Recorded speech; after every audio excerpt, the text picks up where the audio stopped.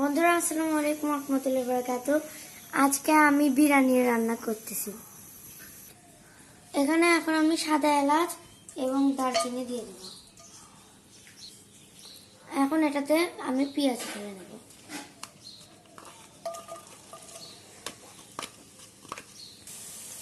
এটা এখন আমি নেড়ে নেব।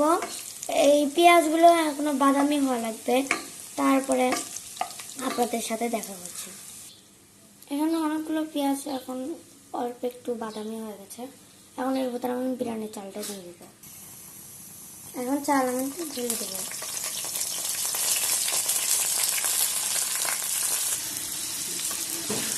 এখন আমি এই চালটা নেড়ে নেব।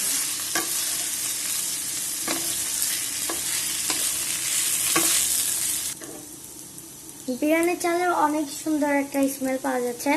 আর এখন আমি এর ভিতরে আগে থেকে গোস্ত রান্না করেছিল ওইটা এখন আমি দিয়ে দেবো।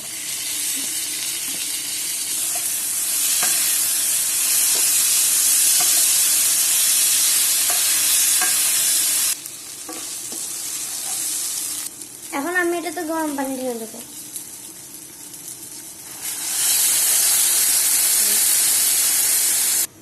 এখন আমি ঢেকে দেবো। ও সরি, আমি তো ভিডিওর মাঝে লবণ দিয়ে ভুলে গেছিলাম। এখন আমি এটাতে লবণ দেবো।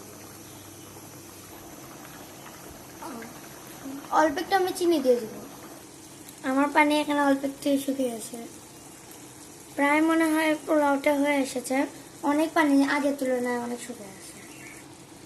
এখানে পোলাওয়ের চাল কিন্তু ছোট ছোট ছিল, এরকম একদম বাসমতি চালের মতন হয়ে গেছে, মনে হচ্ছে যে কাচ্চি হয়ে গেছে। এটা আমি কিউট আর সুন্দর গোল করে ধুয়ে দিয়েছি, অনেক সুন্দর লাগছে দেখতে, সো কিউট।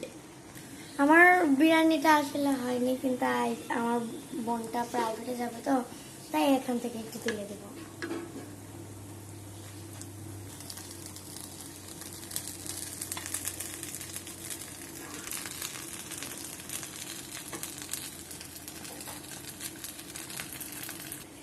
ফাইনালি আমার বিরিয়ানি রান্না করা শেষ। এখন আমার নিজের জন্য আমি তুলে নেব।